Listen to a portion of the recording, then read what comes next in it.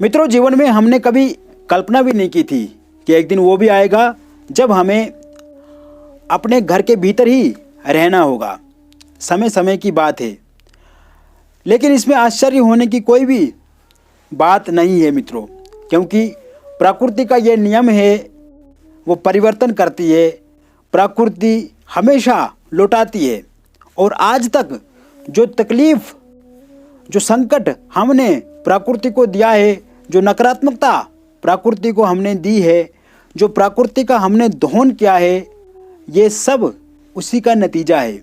आज एक एक पैसे का हिसाब किताब प्रकृति हमारे साथ कर रही है।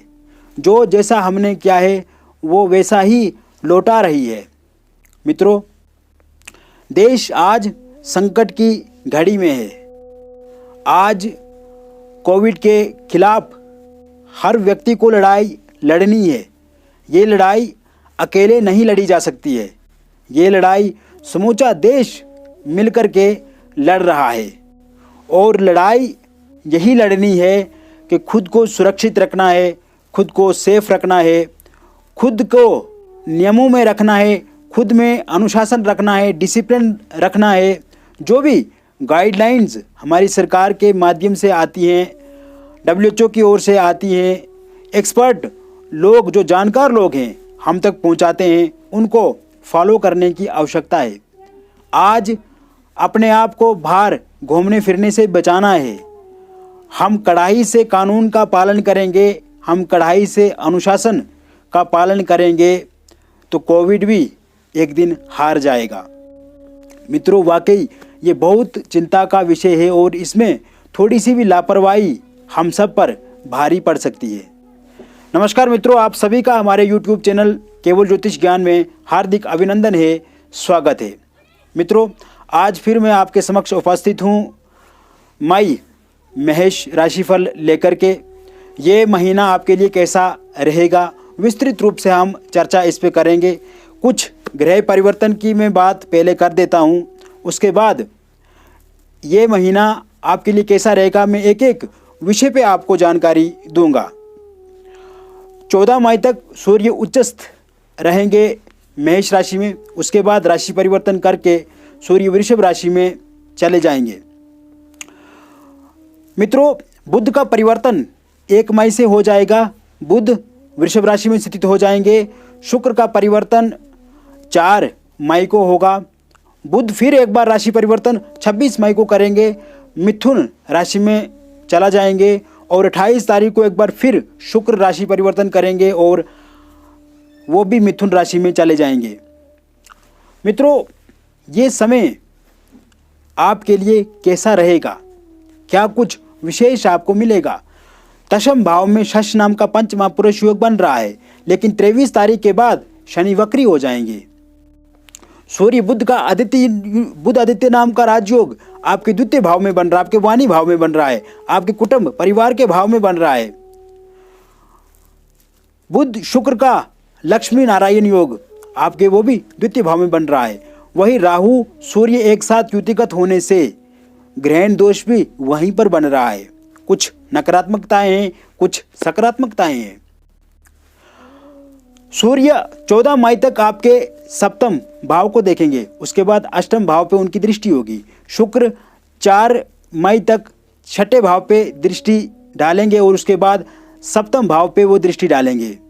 बुध की दृष्टि अष्टम भाव पर रहेगी और 26 के बाद उनकी दृष्टि नवम भाव पर पड़ेगी। ऐसे ही मंगल की दृष्टि 6, 9 और 10 पर पड़ेगी और शनि देव की दृष्टि 12, 4th हाउस और 7th हाउस पे पड़ेगी। द्वादश पे, चतुर्थ पे, सप्तम पे पड़ेगी। गुरु की दृष्टि तीसरे भाव पे, पंचम पे और पहले भाव पे पड़ेगी।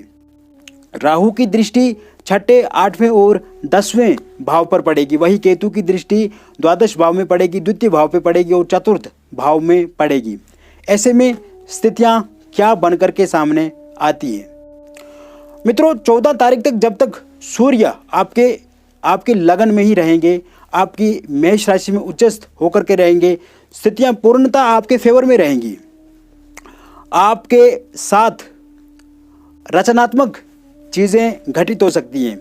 आपके भीतर नया विचार, सकारात्मक सोच, नए थॉट्स आएंगे। आपके भीतर नेतृत्व क्षमता प्रबल होगी, भीतर उत्साह होगा, भीतर साहस देखेंगे। आकस्मिक कोई लाभ आपको मिल सकता है, जैसे धन प्राप्ति के योग, या फिर अचानक से कुछ आपको ऐसा समाचार सुनने को मिल सकता है जो सुनकर आप भी चौंक जाएं। जैसे यदि आपका कोई फॉर्म भरा हुआ है गवर्नमेंट जॉब को लेकर के, अचानक से उसका सिलेक्शन हो जाए और आपका गवर्नमेंट जॉब मिल जाए, लग जाए। ये आकस्मिक अचानक से होने वाली स्थिति आपके लिए बनी रहेगी। मान सम्मान में आपकी वृद्धि होगी, नेतृत्व गुण आपके बढ़ेंगे। सरकारी पक्ष से जो अड़चनें आ रही हैं, जो बाधाएं आई हुई हैं, उनसे निपटारा आपको ज़रूर मिलेगा। इसके साथ साथ सूर्य जैसे ही बुध के साथ युतिगत हो जाएंगे 14 मई के बाद, और बुध के साथ शुक्र युतिगत हैं, राहु भी हैं। वहाँ पे आपको थोड़ा बहुत मानसिक चिंता हो सकती है, स्ट्रेस बढ़ेगा, फ्रस्ट्रेशन बढ़ेगा, लेकिन धन लाभ फिर भी होता रहेगा। धन आगमन के योग पूरी तरह से बनते नजर आ रहे हैं। इसके अलावा आपका जो मैरिड लाइफ है उसमें यदि प्रॉब्लम है, दाम्पत्य जीवन में समस्या आए, वो ठीक होगी। आपके धन भाव में सूर्य बुध की युति, शुक्र की युति आपको बहुत ज़्यादा लाभ देगी, लेकिन स्ट्रेस देगी, फ्रस्ट्रेशन देगी, तनाव देगी। आपकी वाणी उग्र हो सकती है, या आप किसी को सलाह देंगे या आप किसी के साथ बातचीत करेंगे तो वो व्यक्ति आपसे नाराज़ हो सकता है। ऐसी संभावना भी बनती नज़र आ रही है। व्यापार के लिए ये महीना आपके लिए अच्छा रहेगा। बुध व्यापार के देवता भी माने जाते हैं। बुध और शुक्र की एक साथ युति होने से आपके व्यापार में आपको लाभ मिलेगा। नए व्यापार करने के अभी इन दिनों बिल्कुल भी आपको नहीं सोचनी है। नया इन्वेस्टमेंट आपको इन दिनों बिल्कुल भी नहीं करना है। Share market, network market, stock market, real estate जैसे क्षेत्रों में आप निवेश कर सकते हैं। स्थितियां आपके पक्ष में रहेंगी। अपनी वाणी पे संयम रखें, अपनी वाणी पे आपको कंट्रोल रखना होगा।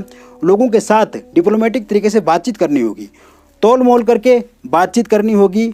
और कुछ चीज़ें जो लोग आपसे, जिनके कारण से डर सकते हैं, भयभीत हो सकते हैं, वो वही है कि आपको ज़्यादा लोगों के साथ घुलना मिलना नहीं है। अगर आप जितना लोगों के निकट जाओगे उतना ही लोग आपको पीसेंगे। मित्रों, इन दिनों आपके जॉब में फ्रस्ट्रेशन बढ़ सकती है, स्ट्रेस बढ़ेगा। जॉब को लेकर के समस्याएं भी उत्पन्न हो सकती है। यदि आप प्राइवेट सेक्टर में हो, जॉब में आपकी सैलरी कम हो सकती है, या फिर आपको जॉब से हाथ धोना पड़ सकता है। ऐसी समस्याएं बनती नज़र आ रही हैं। जॉब में आपको वर्क प्रेशर, जो काम का लोड होगा, वो भी बढ़ेगा। हालांकि सरकार में, यदि आप सरकार में जॉब करते हैं, सरकारी जॉब आपको मिली हुई है, तो आपको डरने की कोई भी ज़रूरत नहीं है। ये समय मीडिया के लिए, टूर एंड ट्रैवल के लिए, मैरिड लाइफ के लिए अच्छा रहेगा। लव लाइफ में जो समस्याएं हैं, जो अड़चनें हैं, वो बाधाएं खत्म होंगी। एक दूसरे के साथ बातचीत के अवसर मिलेंगे, अपॉर्चुनिटीज़ मिलेंगी। आप किसी के साथ लंबी चौड़ी बातचीत कर पाएंगे। इन दिनों आपका किसी का साथ सहयोग मिल सकता है। यदि आप सिंगल है तो आपको कहीं ना कहीं से प्रस्ताव मिलेगा। जीवन संगनी, जीवन साथी के साथ आपके रिलेशन अच्छे होंगे, बातचीत बढ़ेगी, गिले शिकवे आप ख़त्म करेंगे। फैमिली लाइफ में जो दिक्कतें हैं, जो समस्याएं हैं, उनसे निजात मिलेगी। लेकिन कुछ दिनों पे आपको समस्याएं हो सकती है, प्रॉब्लम्स हो सकती है, चिड़चिड़ापन हो सकता है, या एक दूसरे के साथ खिटपिट हो सकती है। इसलिए लड़ाई झगड़े से आपको इन दिनों बिल्कुल सुरक्षित रहना है। लड़ाई झगड़ों से आपको बचना है। इन दिनों आपको समस्या ना हो, इसके लिए सबसे बड़ी उपलब्धि आपके लिए ये रहेगी कि आपको अनावश्यक भेद से बचना है, अनावश्यक वार्तालाप से बचना है, अनावश्यक चीज़ों से बचना है, अनावश्यक विचार से बचना है, और जितना हो सके सकारात्मक सोचना है। स्टूडेंट्स के लिए ये दिन अच्छे रहेंगे। स्टूडेंट्स अपनी पढ़ाई में मन लगा पाएंगे।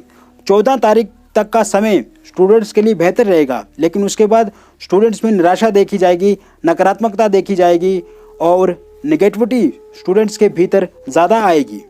स्टूडेंट्स का पढ़ने में फिर मन नहीं लगेगा, आलस में स्टूडेंट्स ज़्यादा रह सकते हैं।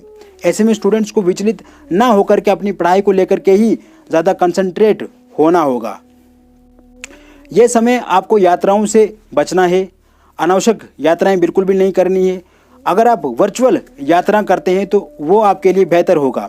कोई मीटिंग्स इत्यादि या फिर कोई योगा सेंटर हो गया जैसे, या फिर आप जिम इत्यादि जाते हैं तो आपको वहाँ पे ना जा करके अपने घर में ही ये सब चीज़ें करनी है। बाहर ज़्यादा ना निकल करके अपने घर के भीतर यदि आप सभी चीज़ों को करते हैं तो वो आपके लिए बहुत ही अच्छा रहेगा। स्टूडेंट्स, आर्टिस्ट्स और प्लेयर्स के लिए भी ये दिन अच्छा रहेगा। तो मित्रों, ये था महेश मई राशिफल जो मैंने आपको विस्तृत रूप से बताया। अब मैं कुछ आपको ऐसी डेट्स बताऊंगा जो आपके लिए शुभ रहेंगी। इस महीने की 3, 4, 7, 8, 9, 11, 14, 18, 20, 23, 26 और 29 ये डेट्स आपके लिए बिल्कुल शुभ रहेंगी। इन डेट्स में आप कुछ भी मांगलिक कार्य कर सकते हैं, कोई दिक्कत नहीं है। और आपके लिए शुभ दिन रहेंगे 12, 6, 10, 13, 16 और 22। इन दिनों आप कोशिश कीजिए कि आप कोई अधिक कार्य ना करें, अधिक परिश्रम ना करें। इन दिनों जितना हो सके आप शांति से इन दिनों को व्यतीत करें। बहुत बहुत धन्यवाद।